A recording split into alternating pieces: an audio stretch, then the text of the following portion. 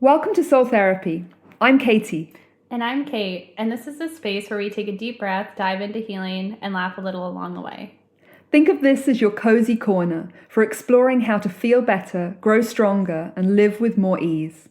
We'll chat about everything from practical tools to soulful insights, all designed to help you connect with yourself and navigate life's ups and downs. We've put together this Soul Therapy session series to help you to come back into alignment. By alignment, we mean living with expression of your true self and values, feeling centered and grounded in yourself, and with an inner peace, trusting in the flow of life and your role within it. So listen along and join in with the exercises, and let us know how you get on. Ready? Let's do this.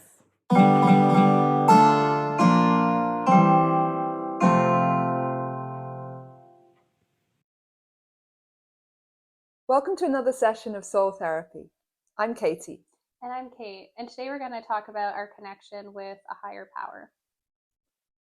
So I think we all have this desire for a connection with something that's greater than all of us, hey, that's beyond us all. Yeah. But in that, none of us really completely can evidentially say we know what it is. Right.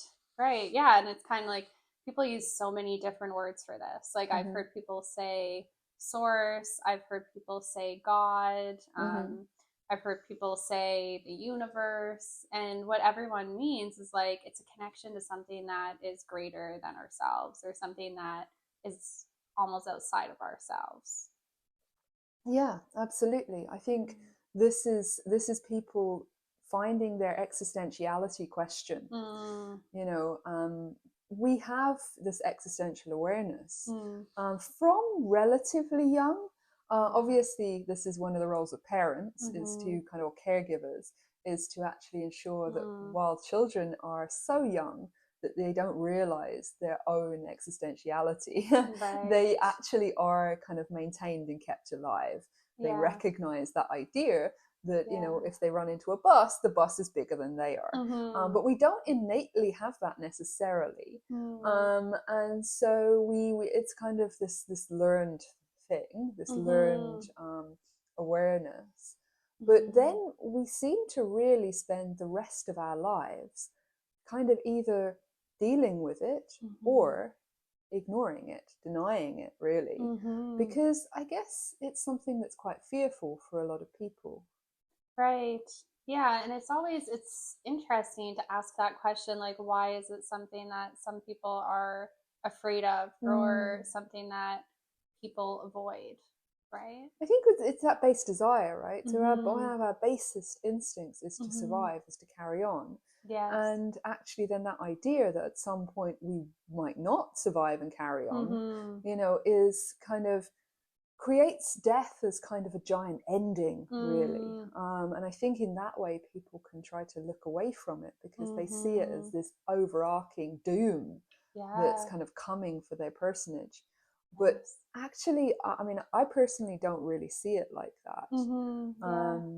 I think that's that idea as well of, you know, in physics, energy isn't created or destroyed; it changes form. It changes form. So that for me is this beautiful recognition that although one form can come to an end, a new form is then birthed from that.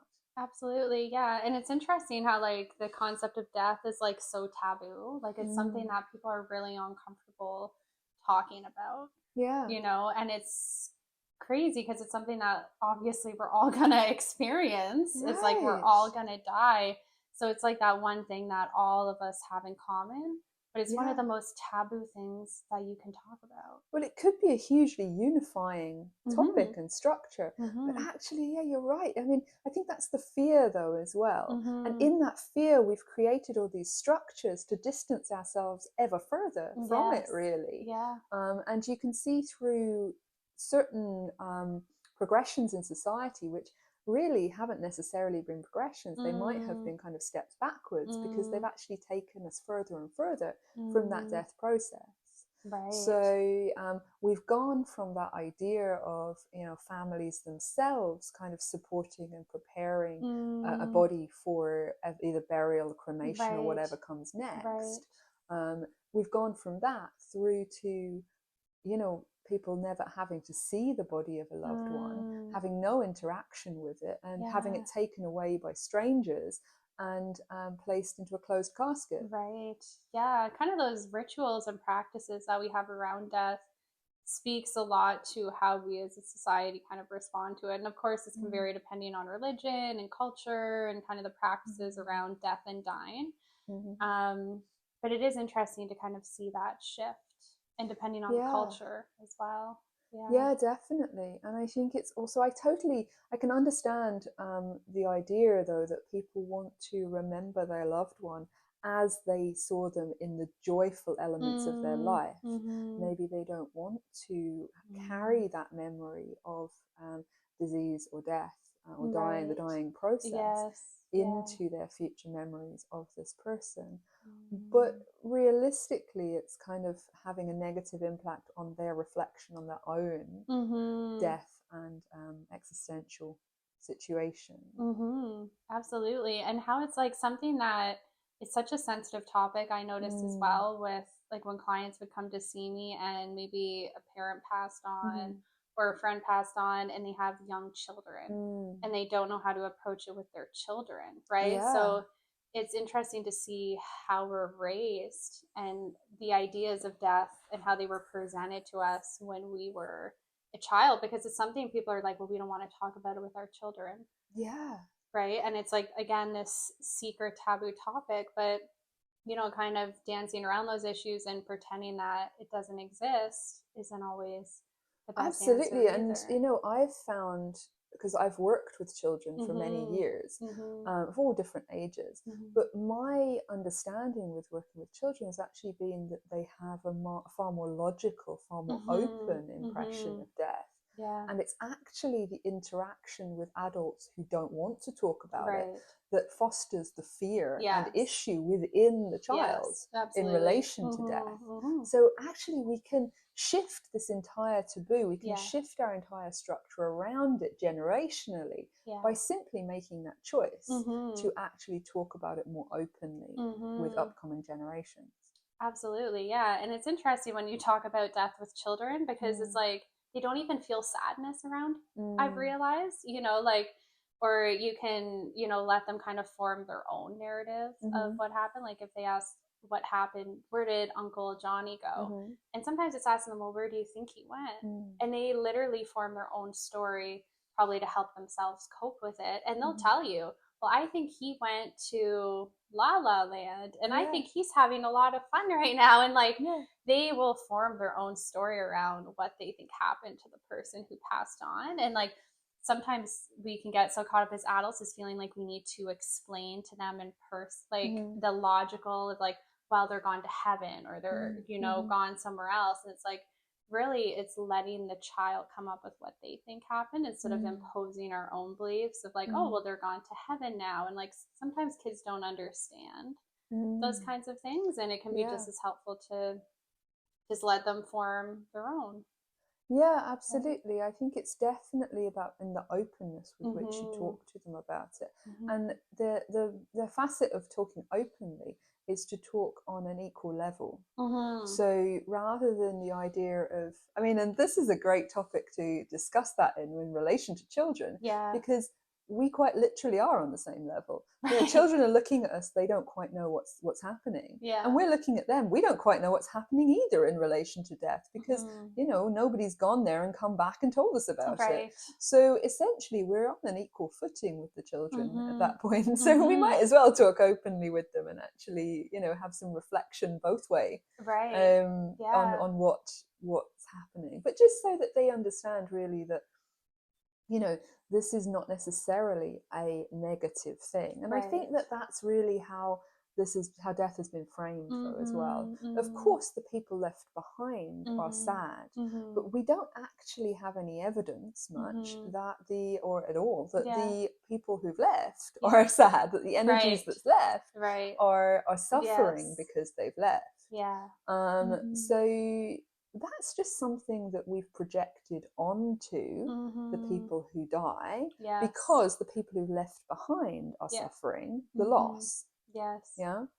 So, I mean, I think this is kind of something that maybe doesn't necessarily need to exist, but for the fact that we've created it and continue to create it. Absolutely. Yeah, it's all kind of how we shape the narrative and our perception of death. Like, yeah, for me, I see it as a transition into another dimension. I don't see it as an ultimate ending. Like you said, energy, it just changes form, it never disappears. And I think how we shape and perceive death can really impact how we grieve after someone leaves this dimension or this physical realm. Absolutely. I think for me, we live in a world where unsafety has been very much a focus. You know, as you live your life, there's a lot of talk about whether what you're doing is safe, and you're led to question the safety of everything you're doing as you live.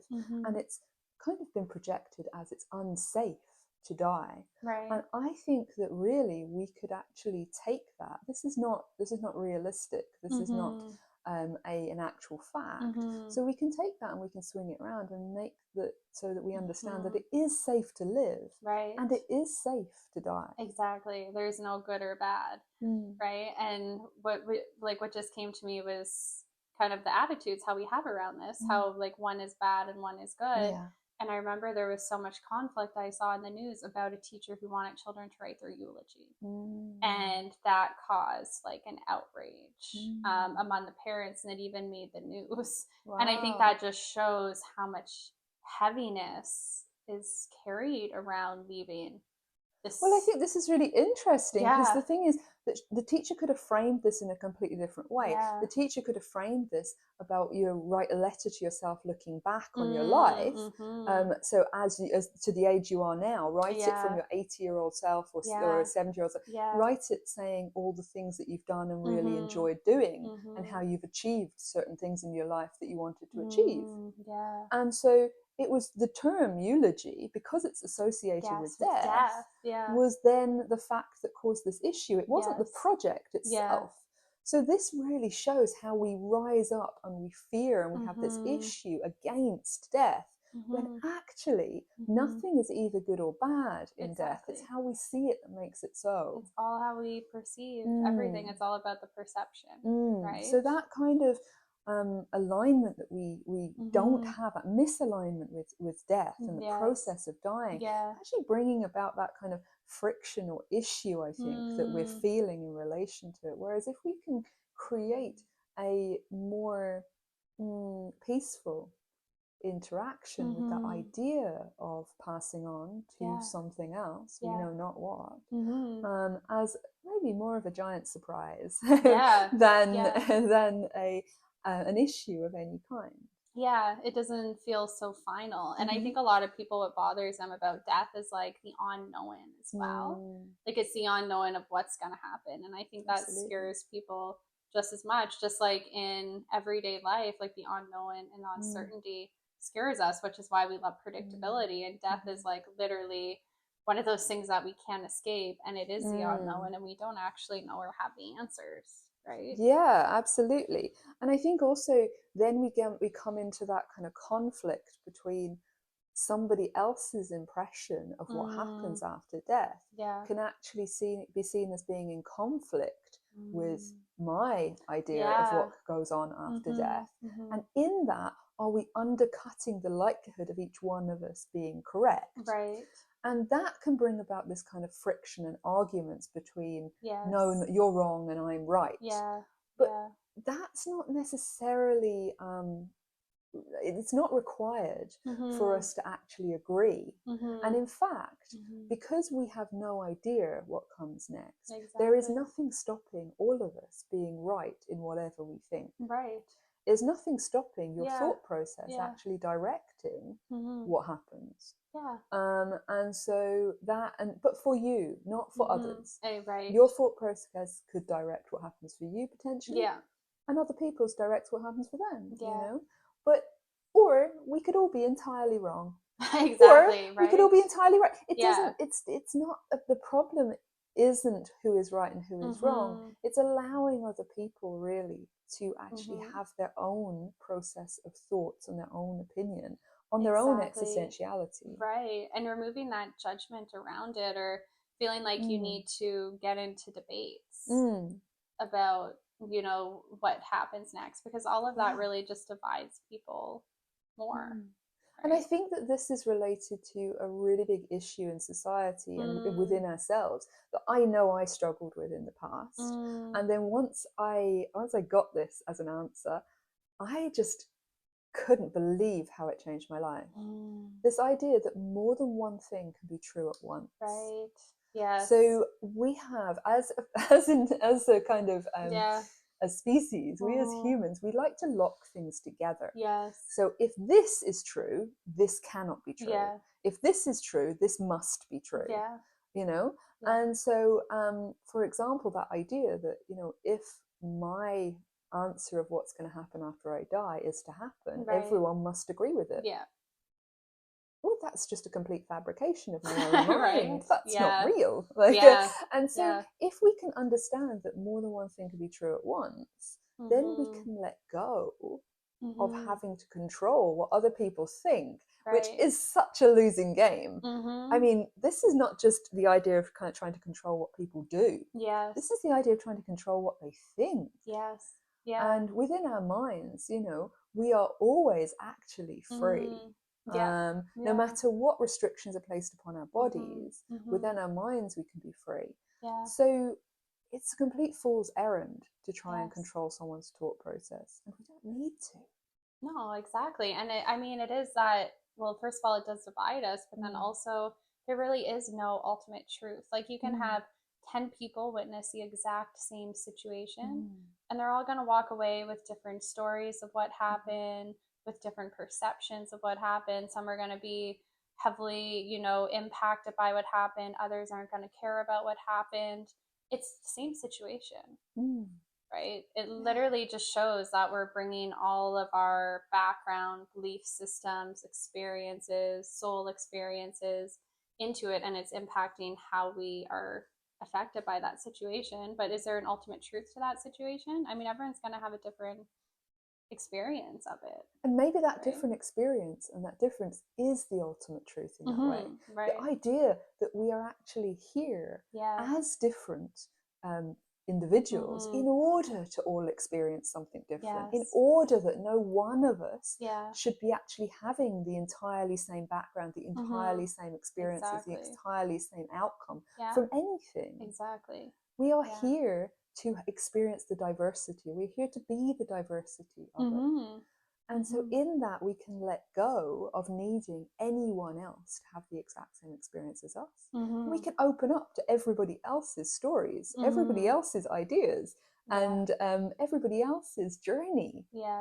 Because essentially, it's all something new to us, because we've only got what we bring.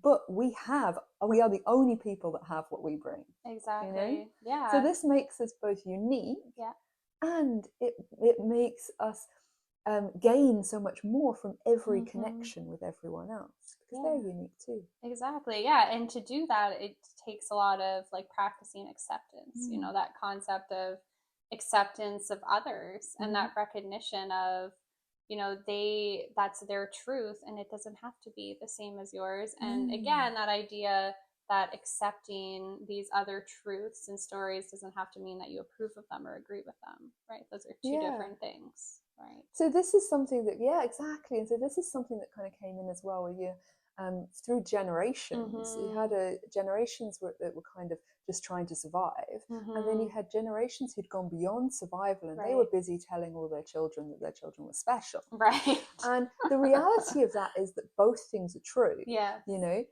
every person, every individual is unique and is special, but at the same time, by everybody being special, you could also say that no one is more special than anyone else. Exactly. It doesn't mean they're not different. Exactly. And so they are both uniquely special and part of a massive, so many people that are all uniquely special. So two things can be true. More than one thing can be true at once. And I think just taking that on board and being able to work with that and question yourself in it. So I started to question myself. This is how I really took this on board. Was I would notice when I was locking two things together. And I would notice that, and I would ask myself, are those two things actually related? Are they connected? So in science, we talk about the two different concepts of correlation, as in these things happen to happen at the same time in an observable way, which has, it seems to be happening on repeat. We talk about correlation versus causation. So one of the ways you can think about this is in relation to horses. So in England, people who own horses live longer. Oh, interesting. And so do people live longer because they own a horse?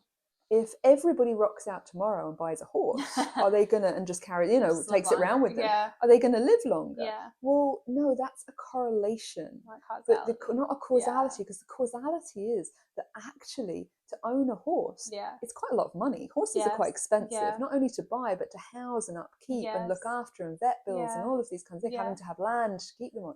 And so actually, people who own horses tend to be wealthier, and people who are wealthier tend to have access to other things that improves their health and their longevity.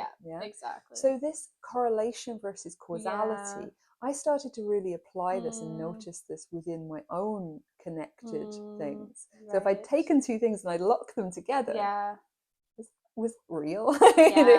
And it's quite interesting then some of the times where I'd actually locked two things together that didn't need to be at all.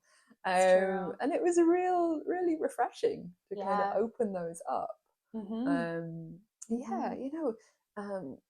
People who had written beautiful books that were ever so much my favorites, they didn't need to be good people. If new evidence came out about them that they weren't actually very nice people, well, that's fine. They could still be talented authors who'd created worlds that I enjoyed existing within. Two things could be true at once. That's the thing. Two things can be true at once, right? And like, you can again take the same object and people are going to describe it differently. They're both right. They're both looking at the same object, right? They're just focusing on different features of that object, exactly. And it's, it's that acknowledgement that it can be, you can both be right. And I think that reduces a lot of conflict between people as well. And I think in order to do that, you need to have like acceptance, but also tolerance for other people, right? And it's looking at like how, as a society, people can develop that concept of tolerance of others. Because I think if everyone was more tolerant and accepting, the world would be a completely different place than it is now. I think it's a really interesting one, because just recently it came up for me that I came across somebody who was preaching that we should tolerate less. And I thought that was kind of interesting. I think that they had kind of confused the idea of tolerance with kind of having unhealthy boundaries. Or with approval. So this idea that, tolerating others had to be negative for them.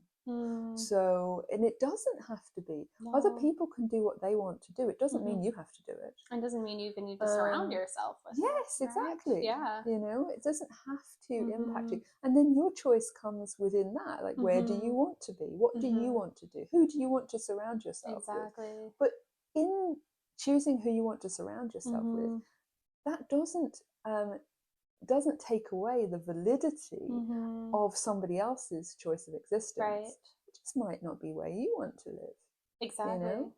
The kind of town mouse versus the country mouse kind of thing. Or the city. Like, people want to live in the town or the city versus people who want to live in the countryside. Okay, but it doesn't make the other choice invalid. In fact, it makes us all stronger because we're making different choices.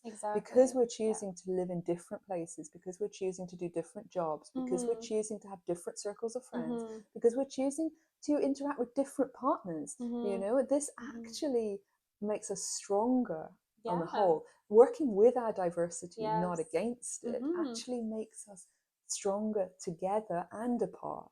Oh, definitely. And allowing for it. Right.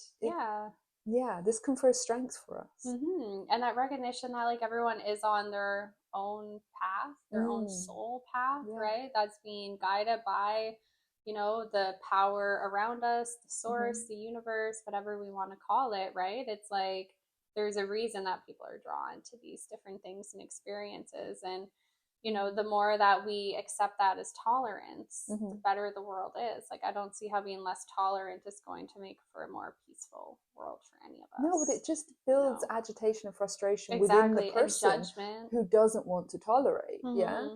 Yeah. So it's kind of you know, like that thing of you know, wanting someone else to die so you drink poison kind of thing. It's not, it doesn't work that way round. You can't create the friction within yourself and cause suffering in them. You're only causing suffering in yourself. So why not let go of the friction? Just allow them to be and be yourself and just move forwards. And if you don't want to be around them, be away from them. Exactly. Right. Yeah. And again, it's that idea of these are much easier to implement with practicing some of those concepts. Yeah. And then it's like, how do we cultivate, you know, these concepts of acceptance and of tolerance? And I know for me, like, I found that the more at peace I was with myself, the easier it was for me to accept and tolerate others. And the less at peace I was with myself, the more difficult it was for me to not accept and tolerate others, right? And to start cultivating that peace within myself, I found like one thing that I did that was really helpful was meditation. Right. And I think for me, it was just because it was kind of calming the chaos within me. It was giving me that moment just to ground and just be with myself, right? Because it's like you can't have peace internally when you don't have time to just breathe. Yeah, and peace with yourself comes from this self-connection. And it comes from this recognition that just because somebody else is thinking something, it doesn't make you wrong. Right. And I think allowing that for yourself comes really when you can create a higher level of self-trust, self-acceptance, and just being with yourself in a way that you don't need others to validate that. Right.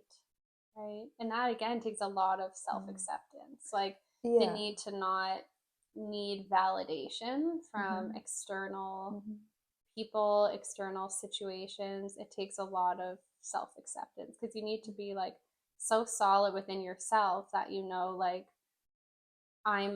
it's okay what I'm doing, regardless of what anyone else around me says. And a lot of the time, people are very much controlled by what everyone else around them is saying because they have a weak internal locus of control within themselves, and they don't have that self-acceptance. So the less self-acceptance we have, the more controlled we are by society and external circumstances. And the more we live in fear.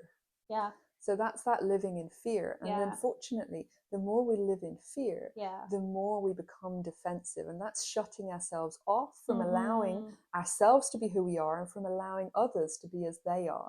So this is going in the opposite direction. This is the kind of downward spiral, if you like, rather than the kind of upward spiral of actually being able to move from this kind of self-love and then this recognition that others are allowed to be as they are, much as you're allowing yourself to be as you are.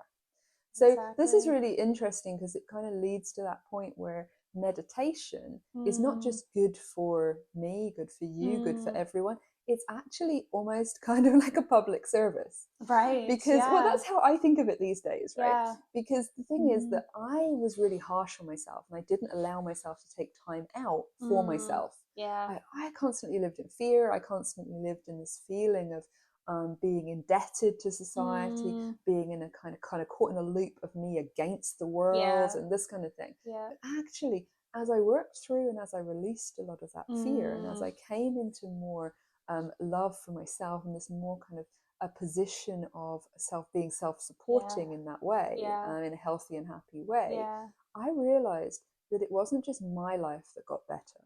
It was the lives of every single person who I encountered around you. Since I went from being this frictious individual who was on guard and who was causing issue pretty much everywhere I went. So I was, it was my way or the highway. So it was, I mean, and that wasn't just difficult for me. This is the thing, is it's not just difficult for me.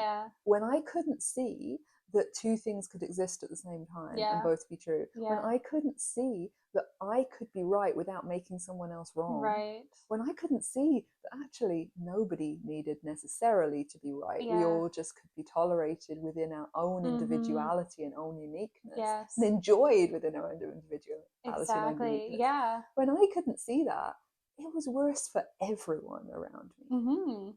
And so actually taking that time out for me, yes, and taking that time for meditation, it doesn't just make my world better, it makes everyone I meet.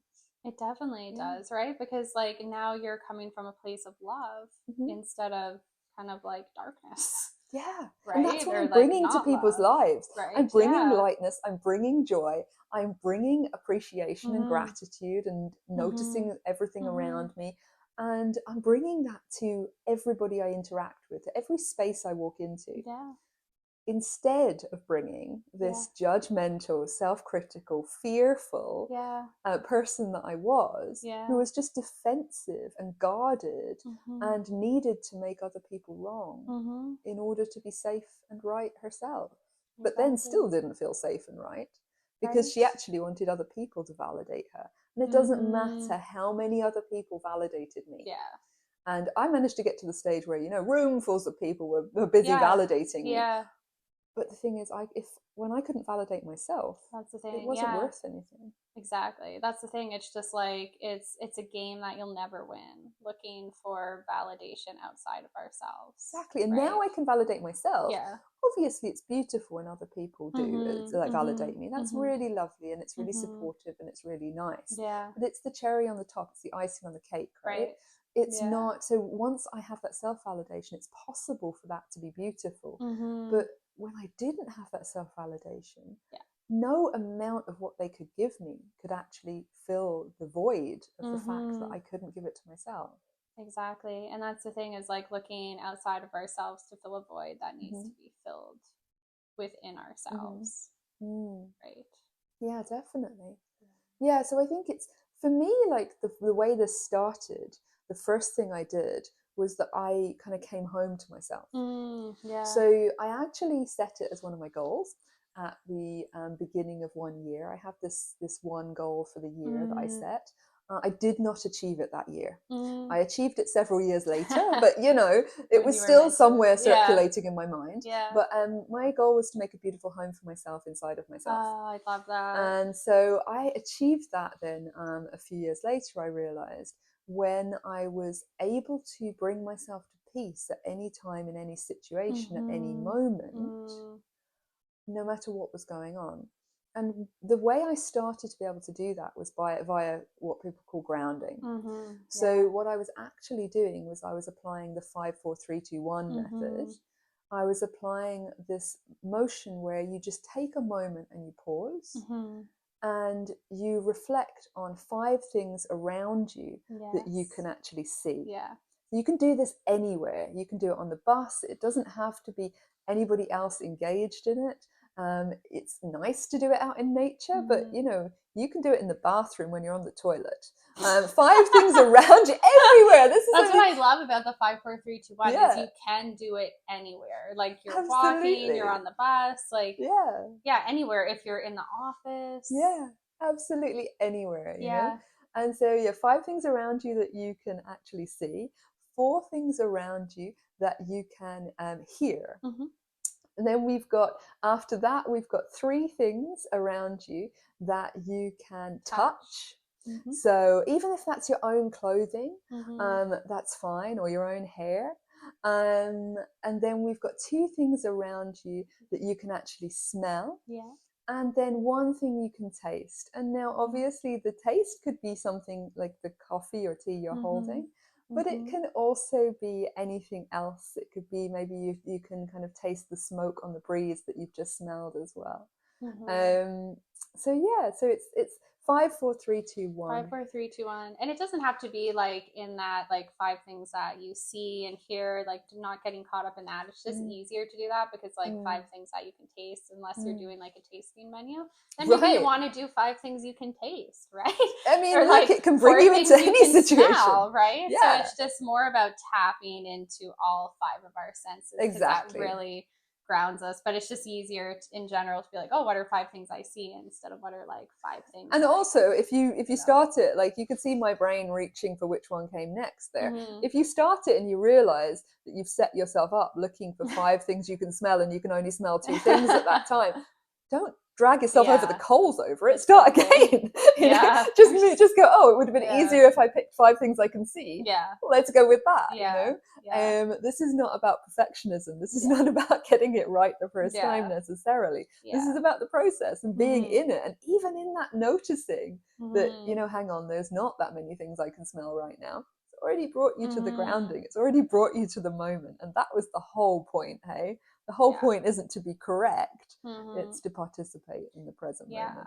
And like the 5, 4, 3, 2, 1 can be good for people who have never done meditation, because so many people find meditation can be really challenging, right? To go from like having such a chaotic, busy life to being like, oh, I'm going to sit in silence for 15 or 20 minutes a day, that can be a lot. So sometimes it can be good to start with 5, 4, 3, 2, 1. Yeah, right? And I can totally understand that, because then for me, moving onwards from 5, 4, 3, 2, 1, if you want to get further into meditation, walking meditations can be good. So this is where you just, you know, commit yourself to some kind of silence where you're actually looking around you and participating in your progress through your environment in a more decided and determined way. So you can find then that actually that stroll to the shops that you do every other day for 3 years, you start to notice things around you that you really hadn't seen before. And again, this is also something you can do anywhere. You can look around your office and notice 3 things that you really don't notice on a day-to-day basis, or maybe have never noticed before. Maybe it's because somebody moved them, but maybe it's just because you never noticed that before. Yeah, and it can really help with nervous system regulation, right? Like that idea of like how we walk around and we're always in fight or flight, right? So it can really help just slow us down, get us out of fight or flight, get us out of kind of that like monkey brain, and just connecting with our surroundings. And like those small practices can really help us build acceptance and tolerance of the world around us, because it just calms us down. And the more calm we are, the less irritable we are, the less we are to react quickly to other people. Right? And it connects us more than with ourselves, and via that connection with ourselves we can gain that greater connection with whatever we want to call it, whether we want to call it source, whether we want to call it universe, whether we want to call it divine, whether we want to call it God, Allah, like whatever we want to refer to it as, like this, it's connection with this thing that's like greater than all of us, in a way that we are a part of that, and that is coming through us. So this is not an other entity. This is not an entity that exists apart from us. This is an entity that exists as a part of us. And so seeing that and connecting that way can develop this closeness and this capacity for this to be unique within you. And in that recognition of it being unique within you, it's okay if it's unique within you, or unique within anybody else. We don't have to agree for it to be so. And this is like a great time as well when we're in meditation or that 5, 4, 3, 2, 1. This is usually when like answers come to us too.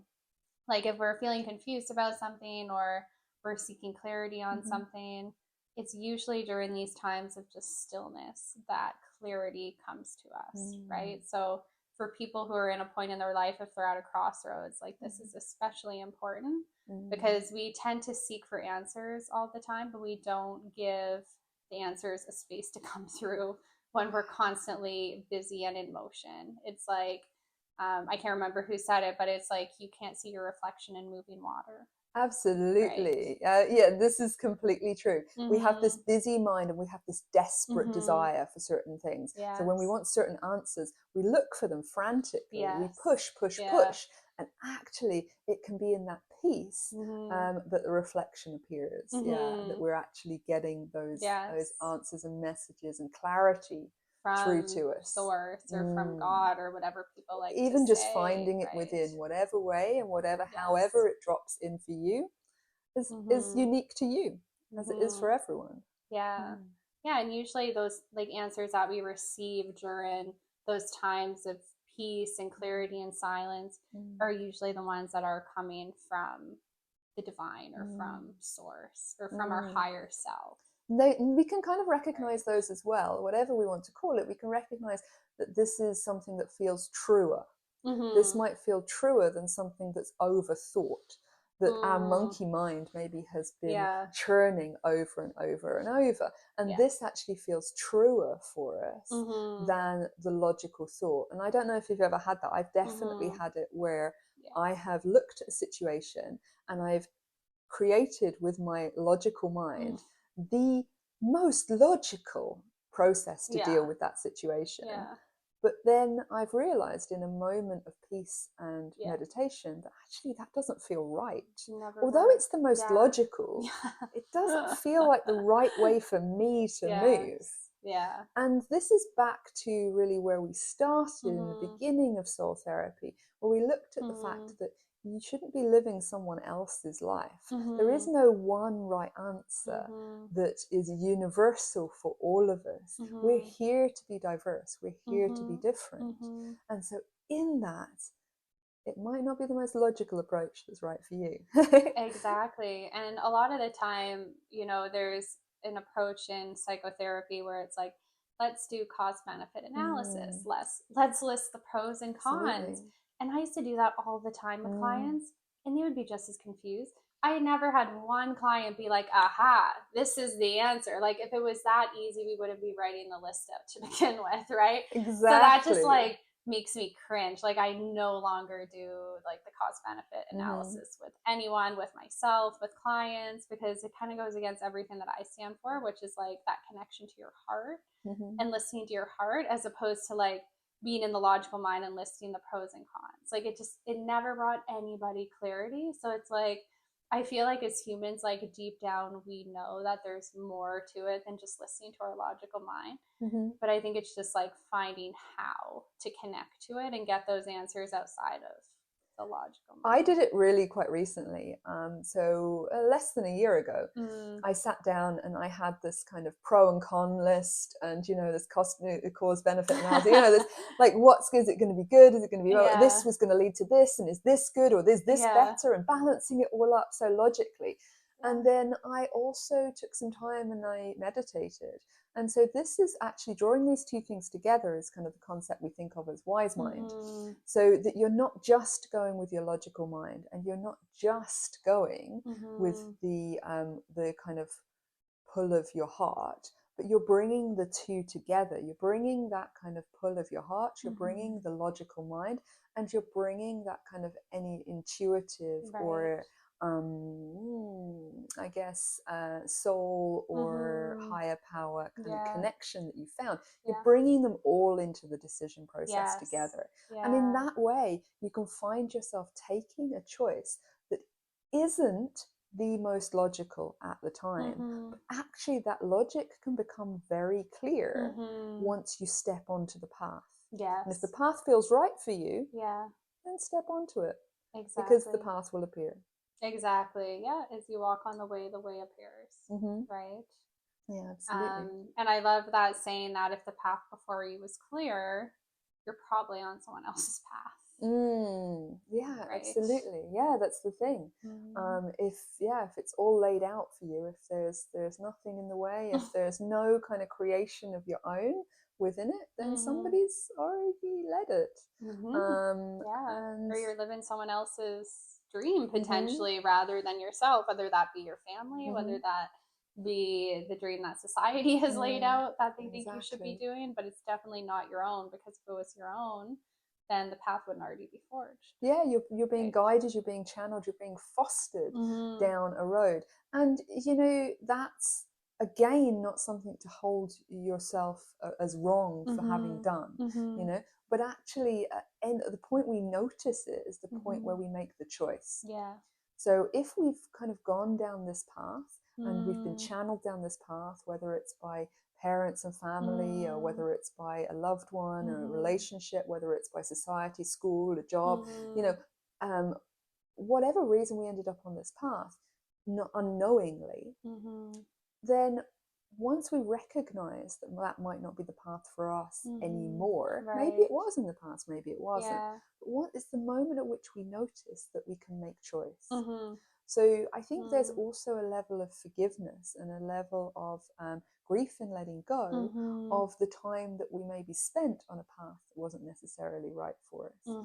But I think that, again, the connection that you drive with your own version of this source, this divine, this energy that's greater than ourselves, can also lead you into understanding and trusting that whatever led you to right here, right now, is right. And so you can forgive and let go of anything that went before and take ownership and responsibility of everything that comes after. And that really is where we become that evocation of that larger and greater energy coming through us into our lives on a day-to-day basis, bringing through the trueness of what we and our one fragment of all this uniqueness, our own unique fragment are. Absolutely. Yeah. And I think like what I would encourage anyone to do who is looking to connect more to, their higher self or more to the source is to start even like a 10-minute meditation practice daily, or even starting with, if you find that's too hard, starting with the 5-4-3-2-1. And remember, with the 5-4-3-2-1, like, it's something that you don't have to just do one time. Like, if you're feeling really anxious or ungrounded, cycle through it like 3 or 4 times, right? Or you can do it many times a day, right? And that alone is kind of forging a new pathway to teach you what it even feels like to be present. Because I don't think a lot of people even know what it's like to be present, because we're always in fight or flight unless we consciously stop. And it's about being present with what is. So I think a lot of the time people misconceive meditation as clearing the mind. But actually meditation is kind of noticing through binoculars from a distance, what's going on in your mind. And the noticing part of you then is the kind of blue sky behind the clouds. And what you're noticing are the clouds passing by. And that's going to change as you kind of interact. And every single time you do it might be a little bit different. But actually it's the noticing. You're not trying to clear your mind. You're just being with what is, just letting it be. And in that moment, just breathe and let it be. Yeah, like I always like to use the analogy of like, imagine like your mind is the sky and your thoughts are the clouds. Like they're just kind of floating by, acknowledging them, not trying to force them out of the way, not stopping the flow of the cloud, just seeing like them floating by. And that's okay, right? Yeah, that's really beautiful. Thank you so much for joining us for this session of soul therapy. And we look forward to seeing you in the next session. Thanks for joining us. We'd love to connect with you live in our group sessions. Join our online membership to spend weekly group sessions with us, where we will be talking about topics such as depression, anxiety, burnout, relationships, family problems, and addictions, as we work with you to develop your health and well-being. In addition, this includes access to a private Telegram group, weekly actionable exercises with guaranteed general feedback from us. The 12-week membership comes with an exclusive offer of reduced price one-to-one sessions with us for the duration of the 12-week membership. A lot can change in 12 weeks. Come and join us and jump into the life you choose.